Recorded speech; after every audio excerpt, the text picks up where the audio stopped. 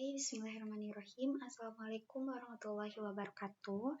Halo teman-teman semuanya, kenalin aku Salwa Syamahesa, mahasiswa Pendidikan Fisika angkatan 2023. Di sini aku mau bahas salah satu mata kuliah di semester 2, yaitu materi Fisika Dasar 2, yang mana nantinya aku akan bahas terkait konsep, juga persamaan dan contoh soal yang memungkinkan akan muncul di ujian akhir semester nanti. Langsung aja ya, kita akan bahas ke materi yang pertama. Teman-teman, yang pertama materinya yaitu terkait medan magnet akibat arus listrik. Di mana di medan magnet ini terdapat salah satu hukum fisika yang berlaku, yaitu hukum Biot-Savart. Nah, hukum ini tuh gunanya untuk menghitung medan magnetik akibat arus total dalam suatu rangkaian. Dimana kalau secara matematisnya persamaannya dapat dituliskan sebagai berikut ya, yaitu B sama dengan mu 0/4pi integral dari IdL sin theta per R kuadrat. Lalu untuk medan magnet itu sebenarnya persamaannya itu ada banyak ya teman-teman, tergantung dari jenis kawatnya. Nah, di sini ada jenis kawat yang pertama, yaitu ketika medan magnetnya di sekitar kawat lurus. Jadi tipe kawatnya itu kawat yang lurus ya.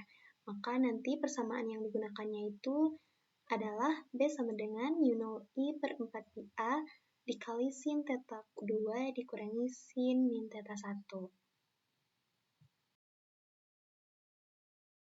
Nah, yang kedua, ketika medan magnetiknya itu di sekitar kawat melingkar, maka nanti rumus yang digunakannya itu, yaitu persamaan yang ini ya teman-teman, B sama dengan mu 0I R kuadrat per 2 R kuadrat ditambah X kuadrat pangkat 3/2.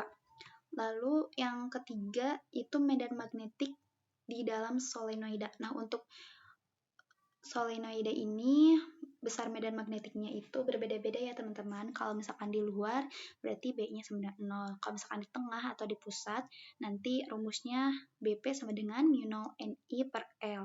Kalau misalkan di ujung berarti BQ sama dengan setengah dari BP atau setengah dari mu 0 NI per L. Untuk lebih jelasnya kita coba bahas soal berikut ya. Sebuah kumparan terdiri dari 100 lilitan dan panjangnya 20 cm. Kedua ujungnya dihubungkan dengan baterai 20 volt. Bila R-nya sama dengan 10 ohm, tentukan induksi magnetik di ujung kumparan. Nah, di sini ada keterangan di ujung kumparan. Otomatis nanti kita menggunakan persamaan yang ini ya, teman-teman. Nah, kita coba langsung saja masukkan ke rumusnya. Untuk mu 0 itu udah diketahui ya tetapan, yaitu 4pi dikali 10 pangkat min 7. Lalu untuk I-nya, karena belum diketahui di soal I-nya berapa, tapi kita dapat clue nih teman-teman di sini, yaitu tegangannya sebesar 20 volt, lalu hambatannya sebesar 10 ohm. Kita dapat mencari I-nya itu dengan menggunakan rumus I sama dengan pi per R. Pi-nya 20, R-nya 10. 20 dibagi 10 sama dengan 2. Berarti arusnya itu sebesar 2 ampere. Kita masukkan di sini ya, 2 ampere. Lalu N itu adalah jumlah lilitan. Jumlah lilitannya itu adalah 100. Atau bisa kita tulis dengan 10 pangkat 2. Lalu 2, kita tulis lagi 2, lalu L. Nah, untuk L itu panjangnya, yaitu panjangnya sebesar 20 cm ya teman-teman. Atau kalau kita konversi ke meter jadi 2 kali 10 pangkat min 1. Nah, untuk 4 kita bisa coret dengan 2, jadi sisa 2, lalu yang 2 ini bisa kita coret, jadi habis ya teman-teman. Jadi sisanya 2pi dikali 10 min 7 dikali 10 pangkat 2 dibagi 10 min 1. Hasilnya sama dengan 2pi dikali 10 min 4 Tesla.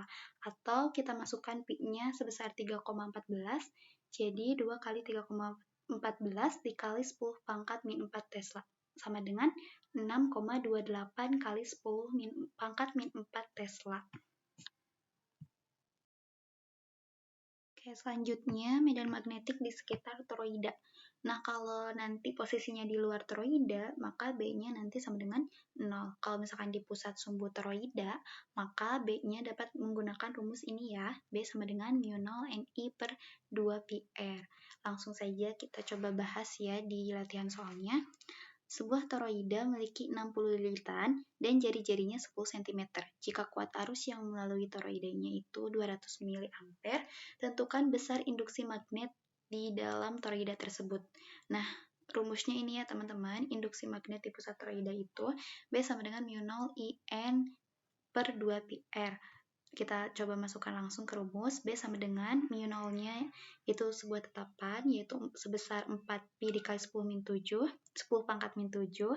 Lalu I-nya di sini 200 mA. Kita konversi ke ampere, jadi 0,2 ampere ya teman-teman.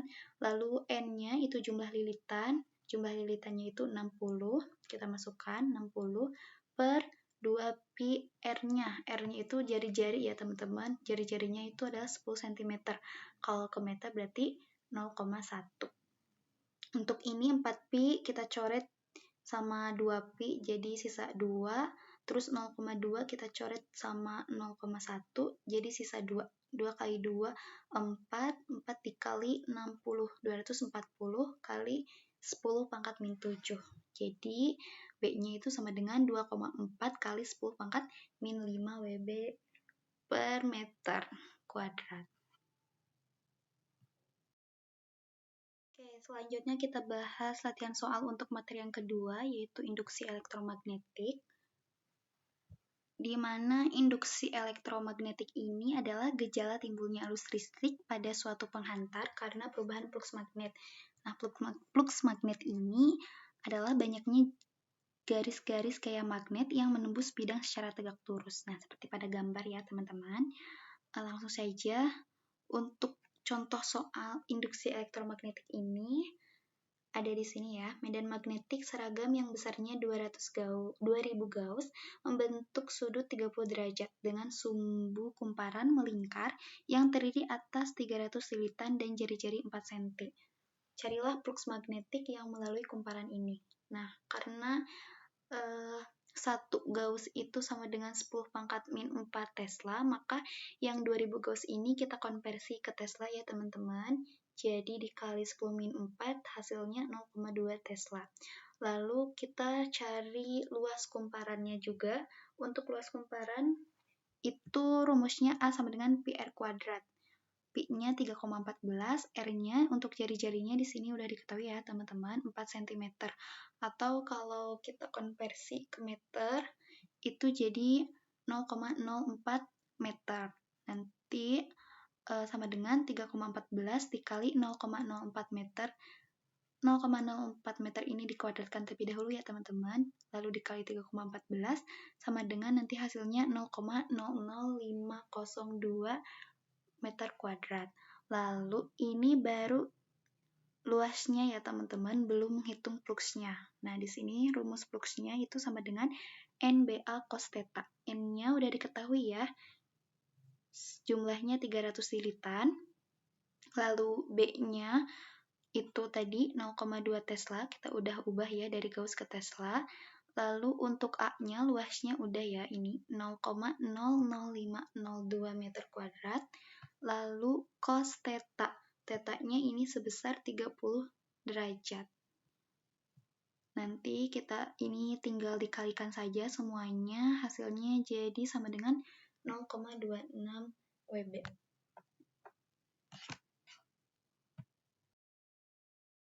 Oke, selanjutnya terkait transformator. Transformator ini atau trafo ini adalah salah satu komponen listrik yang fungsinya itu untuk mengubah tegangan. Di trafo ini ada kumparan primer sebagai inputnya, lalu ada kumparan sekunder sebagai outputnya. Karena untuk mengubah tegangan, otomatis ada dua jenis ya, ada yang mengubah tegangannya menjadi naik, ada yang mengubah tegangannya jadi turun. Kalau misalkan naik, disebutnya trafo step up.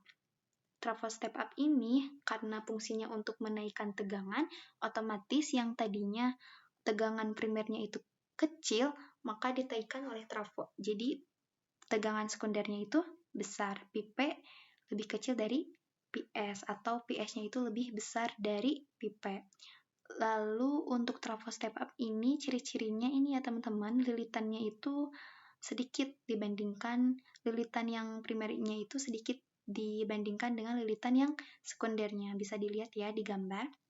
Lalu yang kedua, tadi mengubah tegangannya jadi kecil atau disebut dengan trafo step down. Kalau trafo step down itu pipetnya besar diubah oleh trafo jadi kecil, atau nanti hasil pH-nya itu jadi kecil ya, pipenya besar, pH-nya kecil. Lalu untuk lilitannya juga di primer itu jumlah lilitannya itu banyak ya teman-teman, bisa dilihat di gambar. Kalau di sekunder itu lilitannya sedikit.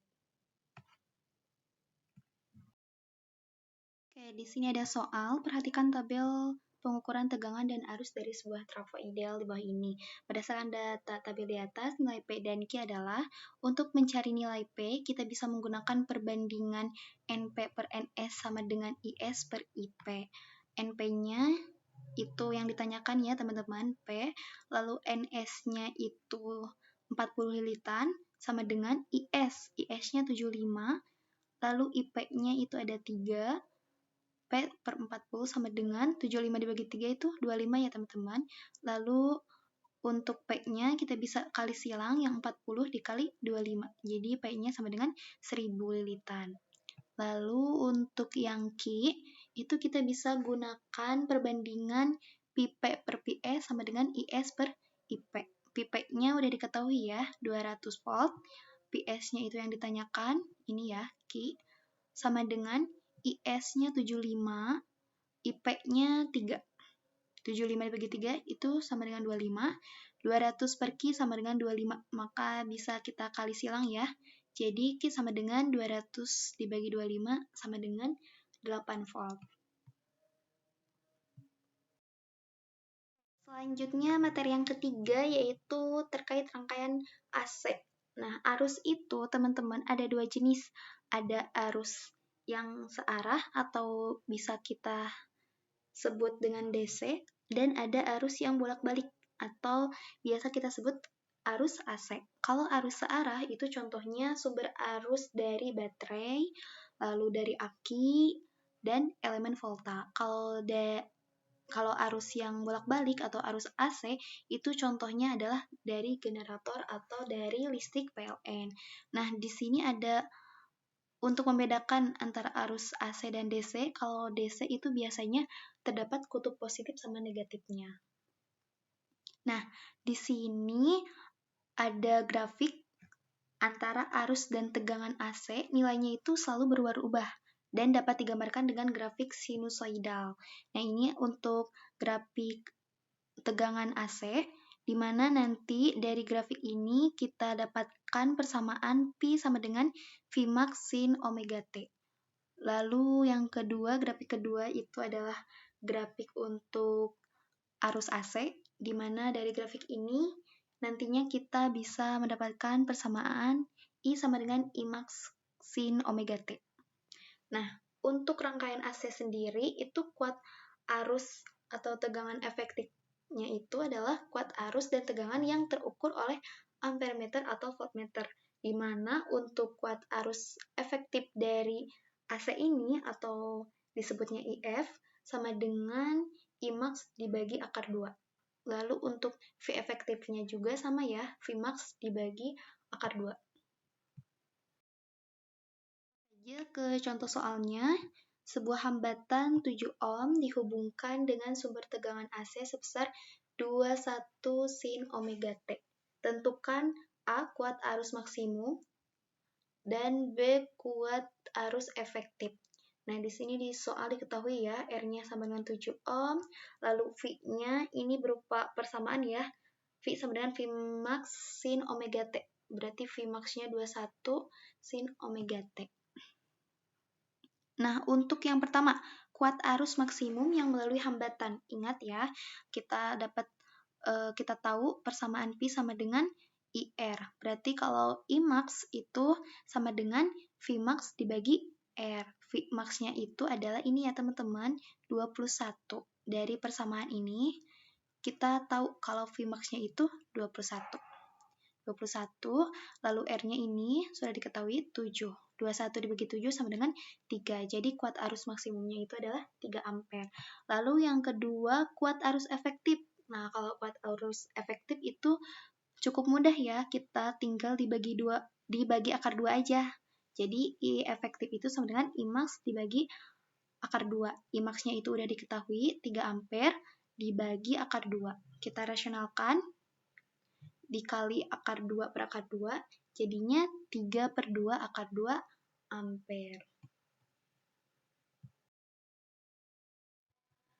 Selanjutnya di sini ada 3 jenis rangkaian AC ya teman-teman. Yang pertama ada rangkaian resistor, yang mana berlaku hukum Ohm-nya itu adalah VR sama dengan I kali R. Lalu ada rangkaian induktor atau bisa disebut induktif. Untuk hambatannya, untuk rangkaian induktor ini atau induktif ini disebut reaktansi induktor ya teman-teman, atau disimbolkan XL. XL-nya itu sama dengan omega kali L. Berlaku hukum Ohm-nya itu, maka PL sama dengan I, R-nya kita ganti dengan XL, jadi I dikali XL. Lalu untuk yang ketiga, rangkaian kapasitor. Nah, rangkaian kapasitor untuk hambatannya itu disebut reaktansi kapasitor atau disimbolkan XC. XC sama dengan 1 dibagi omega C. Untuk hukum Ohm-nya yang berlaku itu adalah VC sama dengan I dikali R-nya kita ganti dengan XC, I dikali XC. Nah, di sini ada rangkaian RLC teman-teman, di mana ketika ada rangkaian RLC ini, maka untuk hambatan totalnya itu disebut impedansi atau dilambangkan Z. Z ini sama dengan impedansi, sama dengan akar dari R kuadrat ditambah XL dikurangi XC dikuadratkan. Maka berlaku hukum Ohm di sini juga sama ya, yaitu Vmax sama dengan Imax, R-nya kita ganti dengan Z, jadi Imax dikali Z. Nah, kalau misalkan XL-nya itu lebih besar dari XC pada rangkaian RLC ini, maka rangkaiannya itu akan bersifat induktif. Kalau misalkan XC-nya itu lebih besar dari XL, maka rangkaiannya itu akan bersifat kapasitif. Dan kalau misalkan XL-nya itu sama dengan XC, maka rangkaiannya itu bersifat resistif atau terjadi resonansi. Oke, selanjutnya ada latihan soal. Di sini ada sebuah rangkaian listrik arus bolak-balik, yang mana terdiri dari sebuah resistor, lalu ada sebuah induktor, dan ada sebuah kapasitor juga.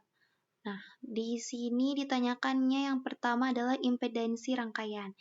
Untuk impedansi rangkaian ini, rumusnya adalah Z sama dengan akar dari R kuadrat ditambah XL dikurangi XC kuadrat. Untuk R-nya udah diketahui ya teman-teman di soal, yaitu 8 Ohm. Tapi untuk XL sama XC-nya belum diketahui. Jadi kita cari dulu XL sama XC-nya. Untuk XL rumusnya adalah omega dikali L. Untuk omeganya ini bisa kita dapat dari sini ya. Dari persamaan ini. Sin omega T, berarti omeganya 125.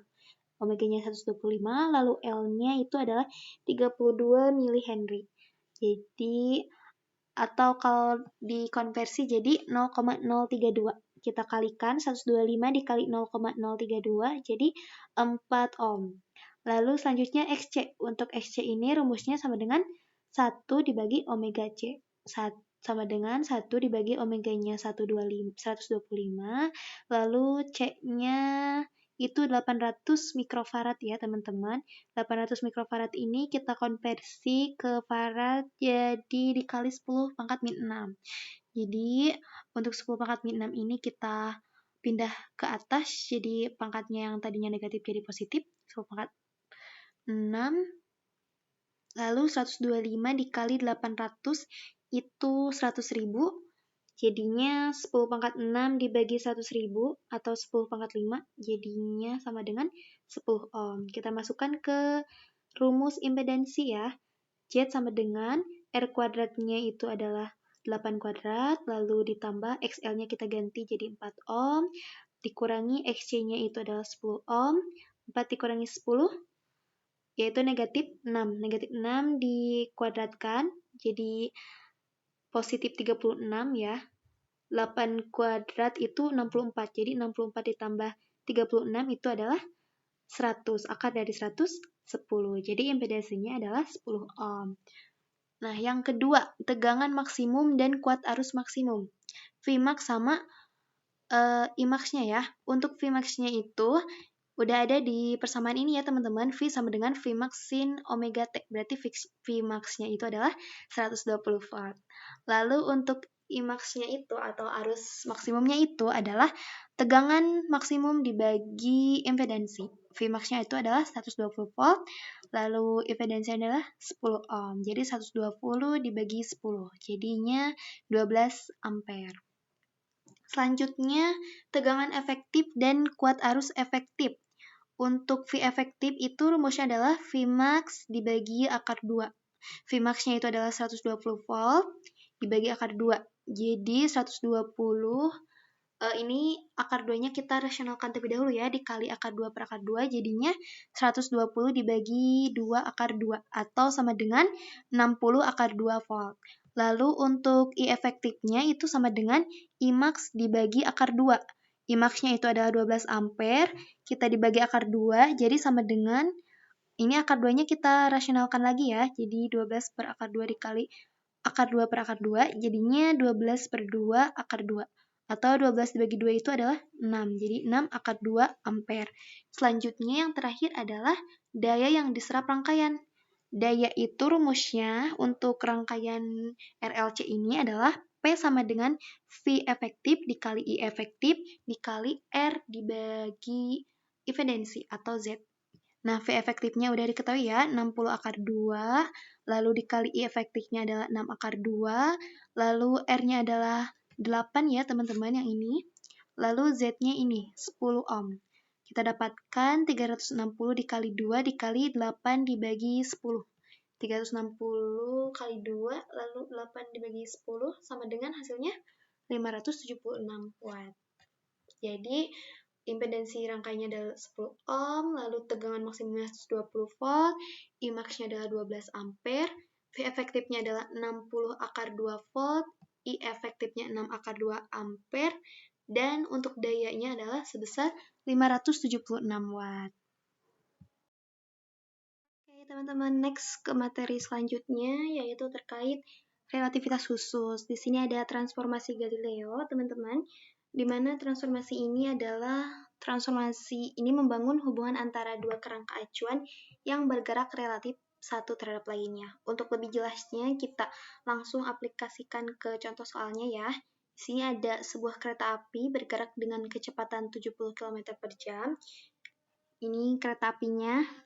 Lalu ada seorang penumpang berjalan dalam kereta dengan kecepatan 5 km per jam, searah dengan kereta. Nah, kita bisa lihat di gambar ya, antara kereta api dengan penumpang yang sedang berjalan ini, arah pergerakannya sama ya, sama-sama ke kanan.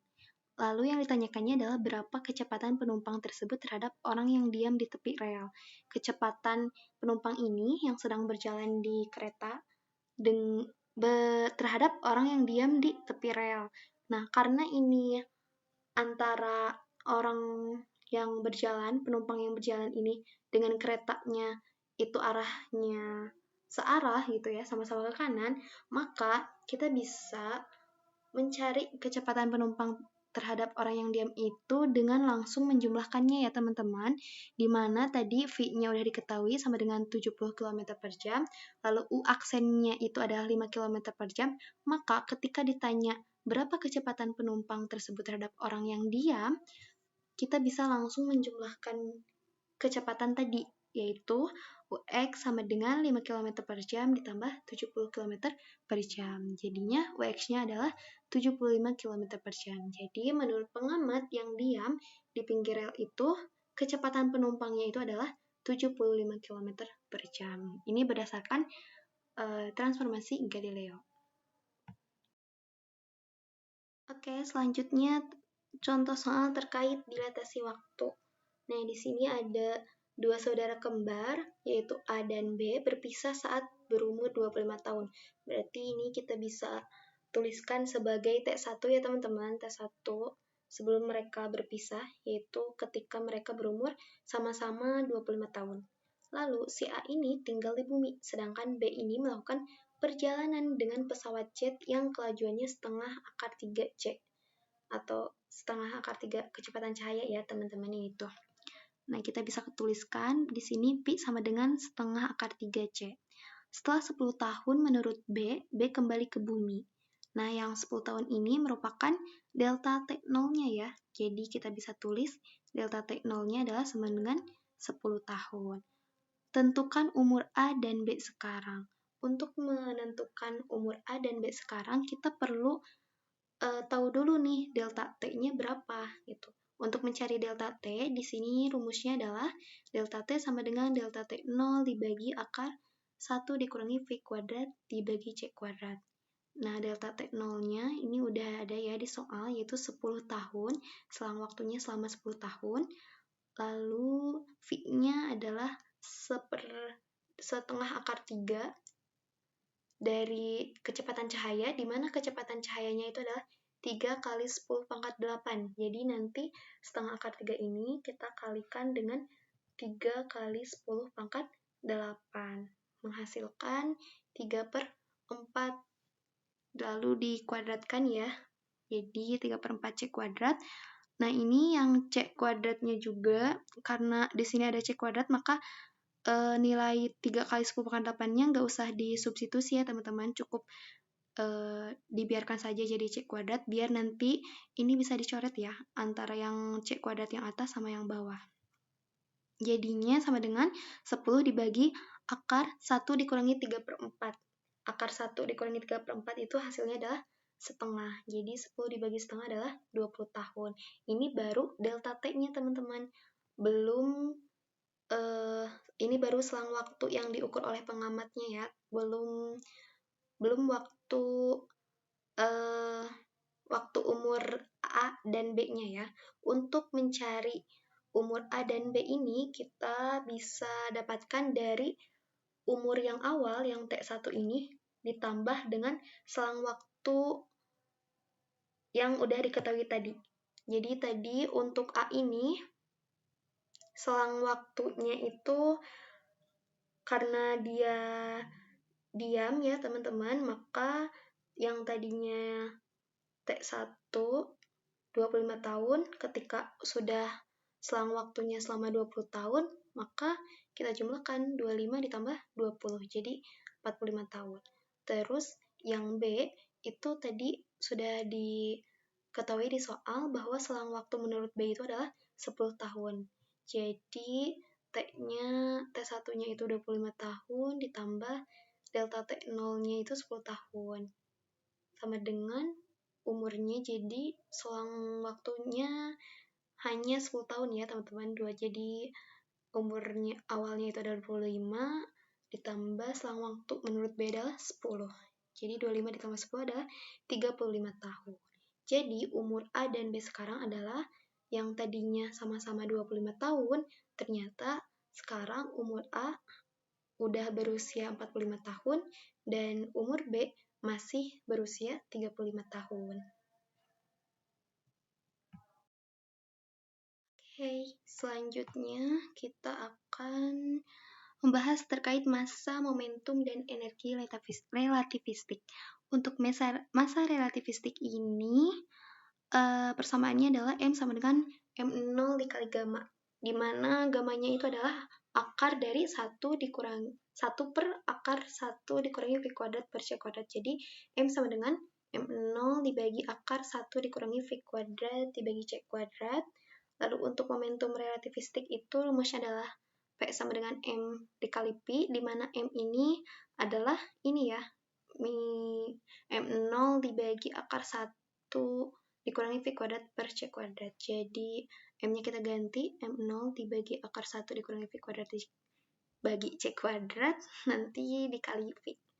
Selanjutnya ada energi relativistik. Persamaannya itu adalah ini ya teman-teman, ada banyak nih. Ada E0 sama dengan M0 dikali C kuadrat, lalu ada E sama dengan MC kuadrat, ini yang sering fisika kenal ya, dari Einstein.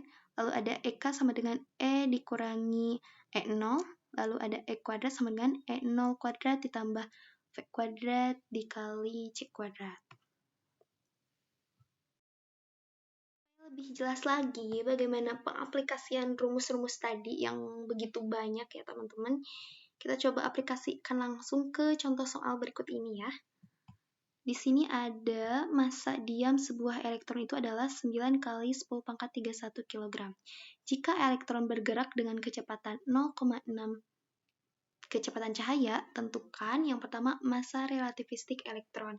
Tadi rumus massa relativistik elektron itu adalah M sama dengan M0 dibagi akar 1 dikurangi V kuadrat per C kuadrat. M0-nya ini udah diketahui ya di soal, yaitu 9 kali 10 pangkat min 31 kg. Kita bisa tuliskan di sini, tulis akar 1 dikurangi, Pi-nya berapa nih? Pi-nya 0,6. 0,6 dikuadratkan jadi 0,36 C kuadrat. Dibagi C kuadrat, ini C kuadrat sama C kuadratnya bisa dicoret ya teman-teman. Jadinya 9 kali 10 pangkat min 31 dibagi akar dari 1 dikurangi 0,36. Akar dari 1 dikurangi 0,36 itu adalah 0,8. Jadi 9 dibagi 0,8 kali 10 pangkat min 31, atau bisa juga diubah jadi 90 dibagi 8 dikali 10 pangkat min 31. 90 dibagi 8 itu adalah sama dengan 9/8 kali 10 pangkat min 30 kg. Ini untuk massa relativistik elektronnya. Yang kedua, momentum relativistik elektron. Nah, untuk momentum relativistik elektron ini, rumusnya adalah P sama dengan M dikali Pi. M-nya itu, ini ya, yang diselesaikan barusan, di poin A, yaitu 9/8 kali 10 pangkat negatif 30. Kita tuliskan di sini. Lalu V-nya itu adalah 0,6 kecepatan cahaya. 0,6 kecepatan cahayanya adalah 3 kali 10 pangkat 8. Kita bisa coret ya, ini untuk 0,6 dibagi 8, yang 8 kita sama-sama dibagi 2 ya teman-teman. 8 dibagi 2 adalah sisa 4, terus 0,6-nya kita bagi 2 jadi sisa 0,3. Jadinya 9/4 dikali 10 pangkat min 30 dikali 0,3 dikali 3 dikali 10 pangkat 8. Hasilnya nanti sama dengan 2,025 dikali 10 pangkat min 22 kg meter per sekon. Lalu selanjutnya yang C, yaitu energi total elektron. Nah, untuk energi total elektron ini, kita bisa gunakan rumus yang E sama dengan MC kuadrat ya teman-teman. Untuk M-nya itu udah diketahui di poin A, yaitu sebesar 9/8 kali 10 min 30 kg.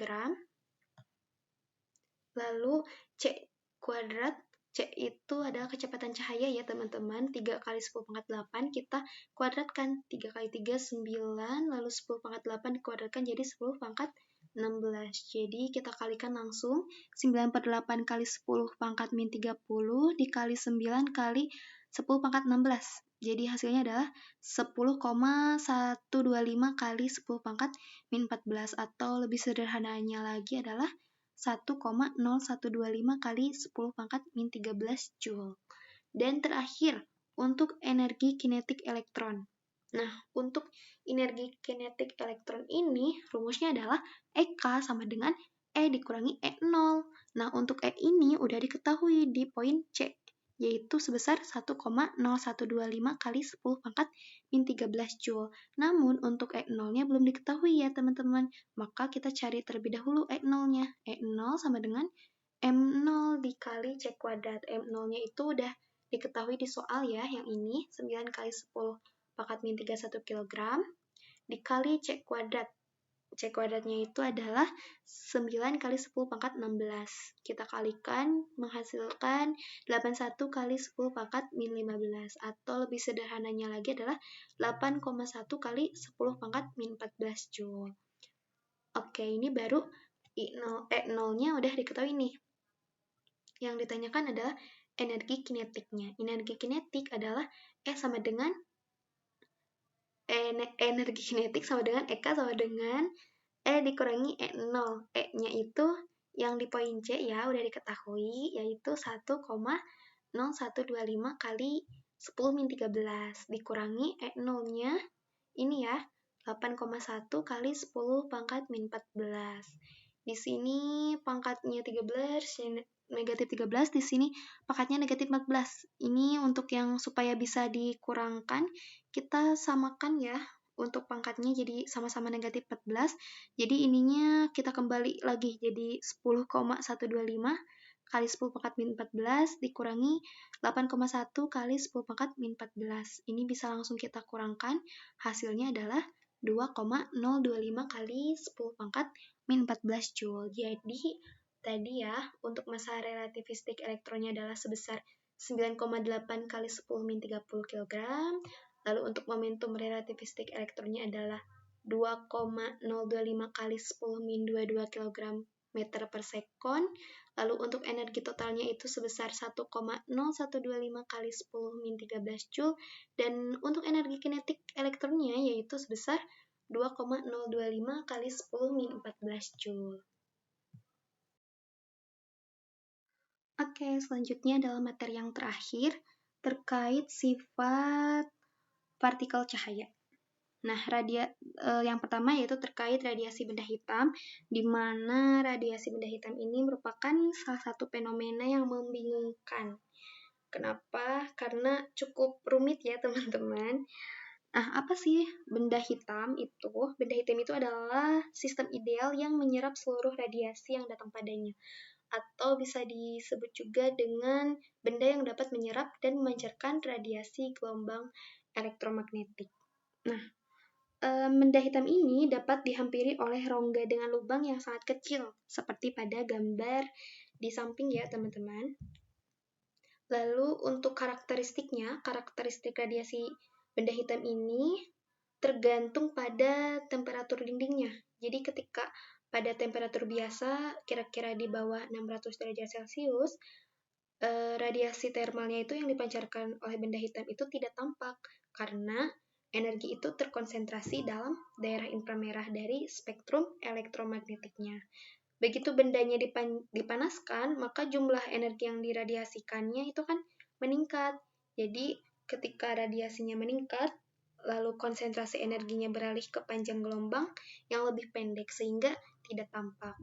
Lalu ketika misalnya temperaturnya itu antara 600 hingga 700 derajat Celcius, maka akan terdapat energi yang cukup dalam spektrumnya sehingga bendanya akan berpijar merah pudar. Lalu untuk pada temperatur yang lebih tinggi lagi, nanti bendanya itu akan menjadi merah terang atau bahkan panas putih.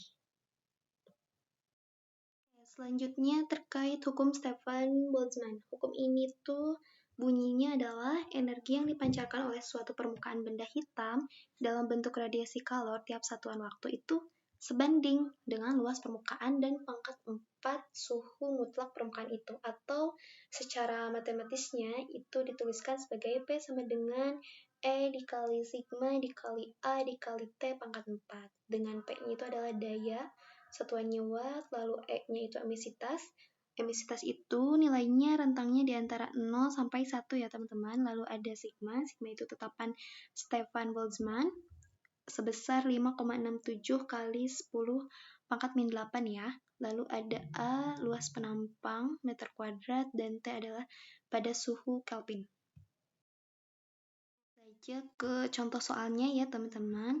Di sini ada sebuah benda dengan luas permukaan 200 cm kuadrat bersuhu 727 derajat Celcius. Emisitas benda itu sebesar 0,6. Tentukan daya radiasi. Kayak diketahui ya, emisitasnya tadi sigmanya maksudnya. Sigmanya itu adalah tetapan Boltzmann sebesar 5,67 kali 10 pangkat min 8. Lalu A-nya itu luas permukaannya adalah 200 cm kuadrat, atau kita konversi ke meter jadi 2 kali 10 pangkat min 2 meter kuadrat. Lalu emisitasnya itu adalah 0,6 dan suhunya itu adalah sebesar 727 derajat Celcius. Kita konversi ke Kelvin jadi 1000 Kelvin. Ditanyakannya adalah P. P itu sama dengan E dikali sigma dikali A dikali T pangkat 4. E-nya itu udah diketahui ya. Kita langsung masukkan hal-hal yang udah diketahui tadi ke persamaan. Kebetulan ini semuanya dikali ya teman-teman. Langsung saja kita kalikan semuanya. Jadi P sama dengan 6,804 kali 10 pangkat 2 atau sama dengan 680,4 W. Jadi besarnya daya radiasi atau laju energi rata-rata pada benda tersebut itu sebesar 680,4 watt. Selanjutnya terkait efek fotolistrik. Nah, di sini ada beberapa kesimpulan terkait efek fotolistrik ya teman-teman, di mana yang pertama, besarnya energi pada efek fotolistrik itu hanya bergantung pada frekuensi atau panjang gelombang cahaya foton yang datang dan tidak bergantung pada intensitasnya, di mana syarat terjadinya efek fotolistrik ini karena bergantung pada frekuensi dan panjang gelombang, frekuensi fotonnya itu harus lebih besar daripada frekuensi ambangnya. Lalu panjang gelombang fotonnya itu harus lebih kecil daripada panjang gelombang ambangnya. Dan yang kedua itu ada intensitas cahaya hanya berpengaruh pada banyaknya elektron yang terlepas, sehingga berpengaruh pada besarnya arus listrik yang timbul. Nah, ini ada persamaan untuk efek fotolistriknya ya teman-teman, bisa dilihat. Langsung saja kita ke contoh soalnya ya. Di sini ada suatu jenis logam memiliki fungsi kerja 1,5 elektron volt. Cahaya monokromatik dengan panjang gelombang 6.600 Armstrong dijatuhkan pada permukaan logam tersebut. Jika konstanta Planck-nya itu adalah 6,6 kali 10 pangkat min 34 Joule second, tentukan yang pertama adalah energi kinetik maksimum dari elektron, dan yang kedua potensial henti yang dibutuhkan untuk menghentikan elektron tersebut. Nah, kita di soal diketahui ya bahwa E0-nya itu sebesar 1,5 elektron volt, atau kita konversi ke Joule, jadinya sebesar 2,4 kali 10 pangkat min 19 Joule. Lalu untuk lambdanya, panjang gelombangnya yaitu 6.600 Armstrong, itu kita konversi ke meter ya, jadi 6,6 kali 10 pangkat min 7 meter. Lalu untuk H-nya atau konstanta Planck-nya itu udah diketahui ya, 6,6 kali 10 pangkat min 34. Nah, kita yang pertama EK maksimal ya teman-teman. EK maksimal itu rumusnya adalah E dikurangi E0, di mana E-nya itu adalah Hc per lambda. Lalu E0-nya itu udah diketahui ya, 2,4 kali 10 min 19, H-nya udah diketahui juga, kita tinggal masukkan, C-nya ganti jadi 3 kali 10 pangkat 8, lambdanya 6,6 kali 10 min 7 ya. Kita langsung, ini bisa dicoret ya. Jadi hasilnya sama dengan 3 kali 10 min 19 dikurangi 2,4 kali 10 min 19. Jadinya EK maksimalnya itu adalah sama dengan 0,6 kali 10 min 19 sama dengan 6 kali 10 min 20 Joule. Lalu selanjutnya yang kedua, untuk potensial henti yang dibutuhkan untuk menghentikan elektron tersebut. Nah, tadi kita punya persamaan ini ya, EK max sama dengan E dikali V0. EK max-nya itu udah diselesaikan ya barusan, yaitu sebesar 6 kali 10 pangkat min 20. Sama dengan E-nya itu 1,6 kali 10 min 19 ya teman-teman. Lalu dikali V0. V0-nya itu yang ditanyakan potensial hentinya. Lalu yang ini bisa kita pindah ruas ya teman-teman. Jadinya 6 kali 10 pangkat min 20 kita bagi dengan 1,6 kali 10 pangkat 19. Ini kita bisa coret, jadi sisa 10 pangkat min 1. 6 dibagi 1,6. 6 ini kita kalikan dulu sama 10 pangkat min 1 ya, jadi 0,6. Efek Compton ini jadi mula-mula di sini ada potensial elektron hentinya diam, adalah sebesar kemudian ada foton 0,37 datang ya yang menabrak atau menumbuk elektron diam ini. Lalu kemudian elektron yang tadinya diam itu akan terhambur ke kanan atas, dan foton datang tadi yang menabrak elektron diam ini akan terhambur ke kanan bawah, atau disebut dengan foton terhambur ya teman-teman. Nah, perlu diketahui nih bahwa panjang foton datang dan foton terhambur ini pasti berbeda ya teman-teman. Kenapa? Karena pada saat tumbukan tadi, ketika foton datang menumbuk elektron diam ini, energinya itu pasti berkurang. Nah, jika energinya berkurang, seperti yang kita tahu ya, energi itu sama dengan Hc per lambda, maka ketika energinya berkurang, lambdanya akan lebih besar. Nah, di sini ada persamaan untuk efek Comptonnya. Kita langsung aja ya ke penerapannya pada latihan soal. Di sini ada soal foton sinar X dengan panjang gelombangnya adalah 0,8 nanometer menumbuk elektron-elektron bebas. Jika massa elektronnya itu adalah 9 kali 10 pangkat 3 min 31 kg dan konstanta Planck-nya itu 6,6 kali 10 min 3 kali 10 pangkat min 34 JS atau Joule second, tentukan panjang gelombang foton yang dihamburkan dengan sudutnya itu adalah sebesar 60 derajat. Nah, kita dari soal bisa diketahui ya, panjang gelombangnya itu 0,8 nanometer atau kalau kita konversi ke meter jadi 8 kali 10 pangkat min 10 meter. Lalu massa elektronnya itu adalah sebesar 9 kali 10 min 31 kg dan konstanta Planck-nya itu 6,6 kali 10 min 34. Kita langsung saja masukin ke persamaannya, persamaan efek Compton, yaitu lambda aksen dikurangi lambda sama dengan H per MC dikali 1 min cos theta. Ini untuk theta-nya kita ganti jadi 60 derajat ya. Di sini lambda aksen yang ditanyakan dikurangi lambda-nya udah diketahui ya, 8 kali 10 min 10 meter. H-nya udah diketahui juga, kita langsung masukkan di sini. Lalu M-nya udah diketahui ya, 9 kali 10 pangkat min 31.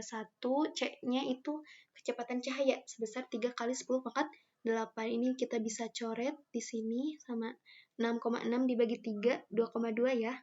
2,2 dikali 10 pangkat min 34 dibagi 9 kali 10 pangkat min 31 dikali 10 pangkat 8. Ini 1 dikurangi cos theta. Cos theta-nya cos 60 ya. 1 dikurangi setengah berarti ya. Jadi ini langsung dioperasikan. Yang ini, yang 8 kali 10 pangkat min 10 itu kita pindah ruaskan. Yang tadinya negatif jadi positif.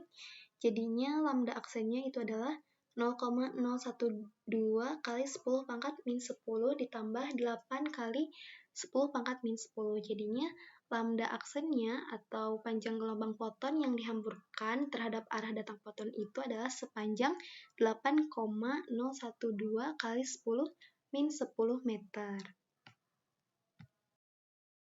Oke teman-teman, itu aja dari aku terkait pembahasan dari Fisika Dasar 2 ini. Semoga pembahasan ini bermanfaat ya bagi teman-teman untuk persiapan UAS-nya. Semangat teman-teman! Dan mohon maaf kalau misalkan ada salah kata dan lain sebagainya. Aku tutup. Wassalamualaikum warahmatullahi wabarakatuh.